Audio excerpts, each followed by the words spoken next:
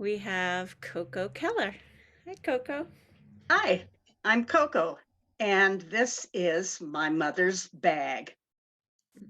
My mother's bag is black and covered in flowers of pale red and purple. The open blossoms are surrounded by leaves of vibrant yellow green, which overcome the fading background and result in a pleasing tapestry of color. This 8 by 10 bag boasts a zipper across the width, is lined in soft plastic, and once carried my mother's treasured cosmetics. The smell of her teases me as I reach to pick up what now holds the completed pages of the book on which I'm working. As I hold it to my face, love and memories overwhelm me. The odor of her taboo is forever woven through what is now my bag, and I am again a child, captivated by the movements of this goddess who is my mother. She is seated at the small kidney-shaped dressing table, beginning her ritual as she dresses for an afternoon or evening out. Though she is facing away from me, I observe her in the mirror, as I so often did. She reaches for the porcelain white jar of Pond's, twisting the soft blue lid to moisturize her ageless face. Pond's is the only cream she uses prior to allowing any cosmetics to touch her unblemished skin and following their removal at night. I studied her lacquered fingertips as they ensure the cream is absorbed in the space between her eyes. And as they reach back into the jar and lift 2 more dollops of cream, placing one on each cheek. She uses just her long-nailed fingertips to smooth under her eyes and over her cheekbones. The final dollop, placed on her neck, is lifted upwards with both pairs of fingertips towards her chin, as advised by cosmeticians to prevent future wrinkling. I am mesmerized as she reaches for the bag to continue her ablutions. I am unable to turn away as she begins to weave her magic spell. She uses sparse base color on her already olive skin, spread lightly and evenly to keep the natural look of that beautiful face. Then comes the Maybelline eyebrow pencil, dark brown or black, applied flawlessly above each eye. She studies the bag, which holds a myriad of eyeshadows in different shades of green, blue, purple, and brown. Her use of these is bold, never with a hesitant hand, and must always match whatever she plans to wear. The shadow lays the groundwork for the eyeliner and mascara, which frames her unforgettable hazel eyes. Her artistic abilities are evidenced in the perfection with which she applies each of these. The finale of this singular performance is the application of lipstick.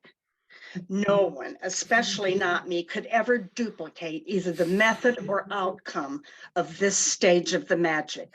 The color is always pure red, no intrusion of any shade of pink, ever. Her top lip mirrors that of a heart, the two halves joining perfectly beneath her Italian nose. The color rises slightly above her actual lip line, as her drama is always in evidence. Somehow this color never fades throughout the day or night through which she moves. I again lift the bag to inhale my mother's taboo and consider the contradiction of her daily persona to that of her social appearances. Days at home found my mother in jeans or a house dress, doing the cleaning, yard work, and home repairs.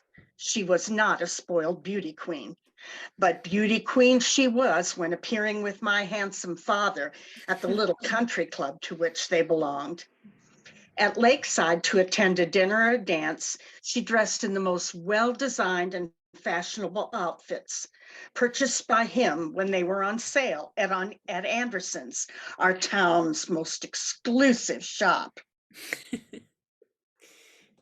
My father was completely seduced by my mother's sultry Italian looks, and he reveled in having her on his arm at the club or the Polar Lounge in downtown Bloomington. The lounge was another place they spent their evenings out, listening and dancing to the piano of their favorite entertainer, Ronnie Orland. Here and everywhere they went, they were recognized and admired. Unknown to most of her admirers, my mother was ever conscious of the limitations of my family's budget and completed these fabulous outfits in the most cost effective manner. Rather than purchasing new accessories, she utilized shoes and earrings from her existing collection and painted them with nail polish to match outfits my father purchased for her.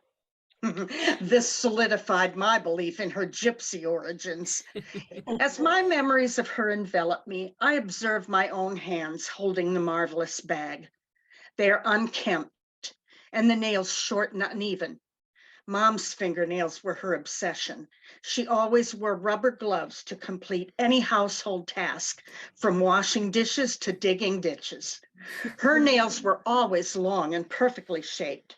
A broken nail or worn polish demanded instant attention and sometimes required she purchase a drugstore nail for a temporary repair.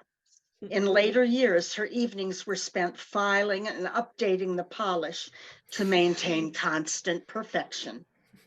My strongest memory as I open what is now my book bag are those evenings when my mother and father would go out to have dinner or go dancing, and I would be tucked in bed, even as an adolescent, as she prepared to leave.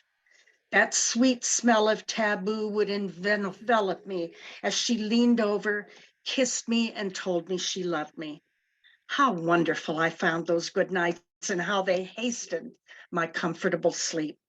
Mom is with me each time I reach for the bag to review the writings I produce. I wish I could share them with her, as she would always be and always was astounded by anything I did. Time after time, I lift the bag to my face to feel her presence and the love she provided. I will miss her until I can no longer imagine or remember anything. Aw, Oh. beautiful. Such a loving, gorgeous tribute. Thank you.